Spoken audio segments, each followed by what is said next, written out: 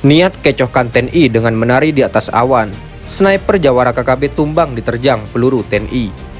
Lantaran saban hari merencanakan serangan ke TNI Polri, sehingga kelompok kriminal bersenjata atau KKB seakan tak pernah mati dalam membuat skenario. Salah satunya adalah ketika kelompok separatis di Papua ini mengecohkan lawan dengan memperlihatkan suasana yang tak biasanya. Melalui sebuah video yang kini viral di media sosial, KKB mempertontonkan sekelompok orang bersenjata yang menari-nari di sebuah puncak gunung. Mereka berpesta pora dengan pemandangan alam yang luar biasa. Latar belakangnya adalah bentangan awan dengan keindahan tiada tara. Ibarat negeri di atas awan, itulah yang ditampilkan kelompok kriminal bersenjata dalam video berdurasi singkat tersebut. Namun siapa sangka, kalau di balik acara yang digelar kelompok separatis tersebut, tersimpan pula niat jahat terhadap aparat TNI Polri. Niat jahat itu adalah mereka merencanakan penyerangan terhadap pos keamanan yang sedang ditempati aparat TNI Polri. Awalnya, aparat keamanan yang bertugas di Papua menangkap sebuah aktivitas KKB melalui kamera teropong yang dimilikinya. Dari teropong itu, terlihat sekelompok warga bersenjata sedang berada di atas puncak gunung dengan latar belakang pemandangan yang demikian mencengangkan. Kelompok bersenjata itu menari-nari sambil mengacungkan senjatanya ke udara. Mereka menari sambil bernyanyi dengan suara yang terdengar bersaut-sautan. Tak diketahui persis di tempat mana kelompok itu berada dan di wilayah mana acara tersebut diselenggarakan. Tak diketahui pula kapan pesta pora itu dilaksanakan dan berapa banyak orang yang berkumpul di tempat tersebut.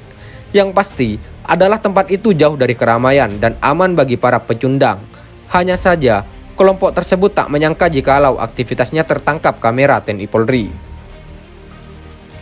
Meski demikian, aparat keamanan kebanggaan Indonesia itu tak terpancing sedikit pun oleh pertunjukan KKB tersebut. Aparat TNI Polri juga seakan tak mempersoalkan pesta pora yang digelar oleh sesama warga termasuk yang kini tergabung dalam kelompok separatis. Yang jadi soal adalah, di balik pertunjukan itu, KKB justru memedam niat jahat, merencanakan penyerangan pos TNI Polri dan membunuh aparat bersenjata. Namun bukan aparat TNI Polri namanya, kalau tak punya insting atas hal-hal negatif seperti yang dirancanakan KKB Papua. Buktinya ketika prajurit kenamaan itu sedang melakukan pemantauan dan pemetaan terhadap situasi keamanan di sekitarnya, ditemukan hal yang mencurigakan. Tak lama berselang, tiba-tiba terdengar suara tembakan dari arah yang berlawanan dengan lokasi pertunjukan KKB tersebut.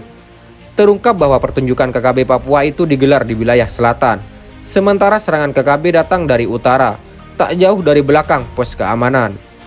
Tembakan KKB Papua itu tak satu pun mengenai aparat keamanan. Peluru KKB Papua hanya mengenai peralatan dapur yang ada di pos keamanan. Mendengar bunyi tembakan itu, aparat TNI Polri pun bergerak cepat secara taktis. Mereka mendekati lokasi tersebut.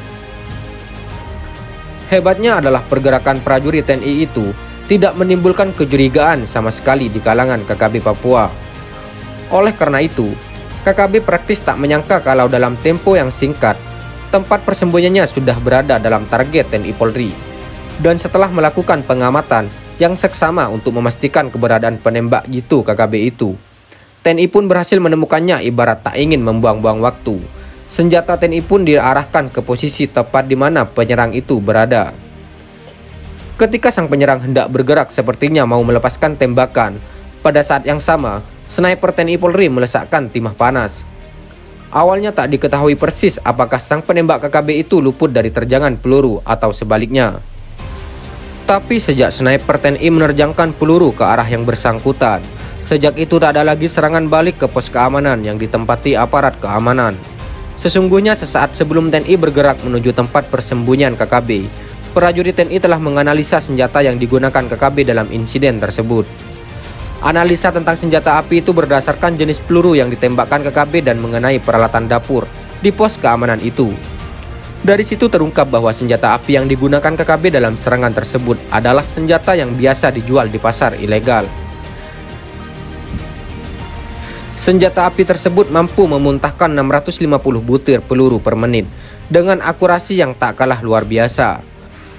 Bahkan pada jarak 500 meter pun, senjata tersebut mampu menembakkan dengan baik dan tepat pada sasaran. Senjata tersebut merupakan jenis senjata modern, biasa dijual di pasar ilegal dengan harga yang relatif mahal. Teridentifikasi pula bahwa senjata api yang digunakan KKB Papua saat ini adalah jenis AUG buatan Australia. KKB terus tebar ancaman. Untuk diketahui, sampai saat ini Papua dan Papua Barat belum aman dari gangguan kelompok kriminal bersenjata atau KKB. Kelompok separatis itu masih bergentayangan dan masih sering melancarkan serangan kepada aparat TNI Polri, juga masyarakat sipil. Yang lebih menghebohkan lagi adalah saat ini KKB Papua secara terang-terangan mengusir warga yang disebutnya orang non-Papua. Tindakan pengusiran itu tentunya sangat keterlaluan karena Papua merupakan bagian dari wilayah Indonesia. Lantaran tanah cendrawasih merupakan bagian dari Indonesia, maka sangat berlebihan bila sesama warga di Papua mengusir sesamanya untuk tinggalkan daerah itu. Ironisnya adalah tindakan pengusiran tersebut berkemungkinan diikuti dengan tindakan kejam lainnya. Apalagi sampai sekarang KKB Papua tak henti-hentinya menebar ancaman dan teror kepada warga sipil. Untuk diketahui, belakangan ini KKB Papua juga merekrut para remaja dan pemuda untuk bergabung ke kelompok tersebut.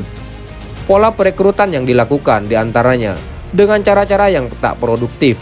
Mereka berpura-pura memperkerjakan para pemuda itu ke sejumlah perusahaan baik di Papua maupun di luar Papua. Padahal cara itu hanya untuk mengibuli para pemuda agar mereka bisa bergabung ke kelompok yang ditetapkan pemerintah sebagai teroris. Setelah bergabung, para pemuda itu lantas dilatih untuk berperang. Tak tanggung-tanggung, para remaja dan pemuda itu dilatih oleh bos besar KKB Papua. Salah satu sosok yang disebut-sebut sebagai pelatih handal KKB Papua adalah Egyanus Kogoya. Sosok ini merupakan orang yang paling diburu aparat TNI Polri sebab yang bersangkutan terlibat dalam sejumlah tindakan kejam terhadap warga sipil dan aparat TNI Polri. Lantaran Egyanus Kogoya teridentifikasi tak pernah tinggalkan Kabupaten Duga, sehingga aparat keamanan pun sepertinya kesulitan meringkusnya. Meski demikian, ruang gerak sosok ini semakin dibatasi. Pasalnya, TNI Polri terus bergerak ke semua titik untuk mengeliminasi pergerakan kelompok bersenjata. Selain itu, aparat TNI Polri juga terus melakukan patroli dalam rangka memberikan rasa aman dan nyaman bagi warga setempat. Pada saat patroli, itulah aparat TNI Polri harus keluar masuk hutan belantara. Aparat TNI Polri juga harus menggapai wilayah terjauh, tertinggal dan terbelakang yang ada di Papua dan Papua Barat. Meski pergerakan TNI Polri itu sangat berisiko, tetapi hal itu terus dilakukan sebagai panggilan pengabdian pada negeri tercinta. Seperti halnya sebuah peristiwa yang terjadi baru-baru ini, ketika aparat yang tergabung dalam Satgas Operasi Damai Karten itu bergerak menuju lokasi pembakaran aset milik sebuah perusahaan. Tiba-tiba mereka diserang dari berbagai arah. Mobil operasional yang digunakan oleh 3 aparat TNI Polri itu digempur habis-habisan oleh kawanan bersenjata KKB Papua. Tercatat 29 tembakan membekas di mobil patroli tersebut. Untungnya tak ada korban sama sekali. Dalam insiden itu, tak ada korban jiwa sama sekali. Yang ada hanyalah kerusakan pada mobil tersebut. Terbetik kabar, tindakan penggempuran oleh KKB itu diduga dilakukan oleh KKB pimpinan Egyanus Kogoya. Direktur Reskrimum Polda Papua, Kombes Faisal Ramadhani mengatakan bahwa serangan yang dilancarkan KKB ke mobil operasional itu adalah tanda-tanda kepanikan. Pasalnya, KKB Papua yang berjumlah sekitar 20 orang tak mampu menaklukkan TNI Polri yang hanya berjumlah 3 orang. Dalam kasus tersebut, kata Faisal Ramadhani, tak ada korban jiwa dari pihak TNI Polri yang tergabung dalam Satgas Operasi Damai Karten. Sebelumnya, Kapolda Papua Irjen Matius De Fakiri meminta aparatnya untuk tidak membalas tindakan KKB.